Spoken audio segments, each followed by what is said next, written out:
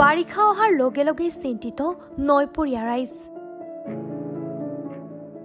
বাৰিষাত বানপানী নৈৰ গৰাখহনীয়াই ধাৰণ কৰে প্ৰলয়ংকাৰী ৰূপ। বান গৰাখহনীয়াক লৈ সৰব অসমৰ যুৱ মঞ্চ। মাৰ্ঘেৰিটাত বাৰিষা অহাৰ লগে লগে চিন্তিত হৈ পৰে নৈপৰীয়া ৰাইজ। ৰাজ্যৰ বিভিন্ন প্ৰান্তৰ দৰে মাৰ্ঘেৰিটাতো বানপানী আৰু নৈৰ গৰাখহনীয়াই প্ৰলয়ংকাৰী ৰূপ ধাৰণ কৰে। বৰহিদিহিং আৰু তিৰাপ নদীৰ ভয়াৱহ গ্ৰাসত পৰি মাৰ্ঘেৰিটাৰ বিধানসভা সমষ্টিৰ অন্তৰ্গত বহুকেইখন গাঁৱলৈ নমাই আহিছে অশনি সংকেত। নৈৰ বুকুত জাহ গৈছে শ শ বিঘা সাৰুৱা কৃষিভূমি। ইয়াৰ পিছতো কাণসাৰ নাই চৰকাৰ কিংবা বিভাগীয় কৰ্তৃপক্ষৰ।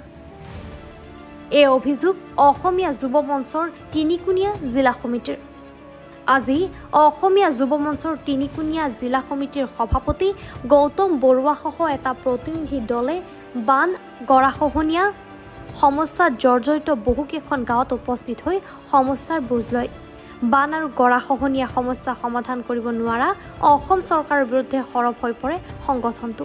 অতি শীঘ্ৰে মাৰ্ঘেৰিটাৰ বান আৰু গৰাখহনীয়াৰ সমস্যা স্থায়ীভাৱে সমাধান কৰিবলৈ অসমীয়া যুৱ মঞ্চৰ তিনিচুকীয়া জিলা সমিতিৰ সভাপতি গৌতম বৰুৱাই চৰকাৰ তথা বিভাগীয় কৰ্তৃপক্ষলৈ দাবী জনায়। অন্যথা মাৰ্ঘেৰিটাৰ বান আৰু গৰাখহনীয়া সমস্যাৰ সমাধানৰ বাবে ৰাজপথত আন্দোলনৰ কাৰ্যসূচী গ্ৰহণ কৰিব বুলি হুংকাৰ প্ৰদান কৰে।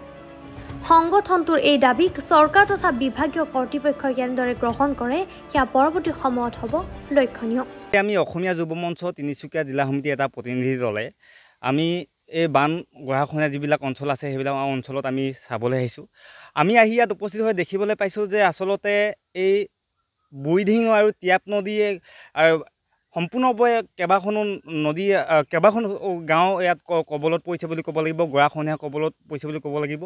আমি ইয়াত দেখিবলৈ পাইছোঁ যে আচলতে বিশেষভাৱে মাৰ্ঘেৰিটাৰ সমষ্টিৰ বিভিন্ন অঞ্চলত ইতিমধ্যেই পানী কবলত বুলি ক'ব লাগিব। কেইবাখনো গাঁও নিচ্ছিন্ন হৈ গৈছে ইতিমধ্যে, আৰু কেইবাখনো গাঁও নিচ্ছিন্ন হোৱা পথত।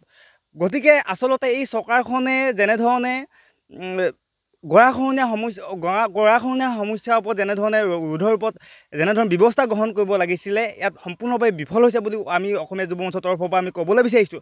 গতিকে আমি অসমীয়া যুৱ মঞ্চ তিনিচুকীয়া জিলা সমিতিয়ে আজি এই স্থলীৰ পৰাই আমি স্পষ্টভাৱে আমি দাবী জনাব বিচাৰিছোঁ যে অতি শীঘ্ৰে বিজ্ঞানসন্মতভাৱেই হওক বা অন্যথা যেনেধৰণে গৰাখহনীয়া ৰোধ কৰিব লাগে, ৰোধৰ ওপৰত ব্যৱস্থা গ্ৰহণ কৰিবলৈ আমি দাবী জনাইছোঁ। আৰু নহ'লে যে এই যে ইয়াত এখন গাঁও আছে, ইতিমধ্যে আপোনালোকক ক'ব বিচাৰিছোঁ যে কেইবাখনো গাঁও নিচ্ছিন্ন হৈ গ'ল আৰু কেইবাখনো গাঁও ইতিমধ্যে নিচ্ছিন্ন হোৱাৰ পথত। গতিকে ইয়াত যে গাঁও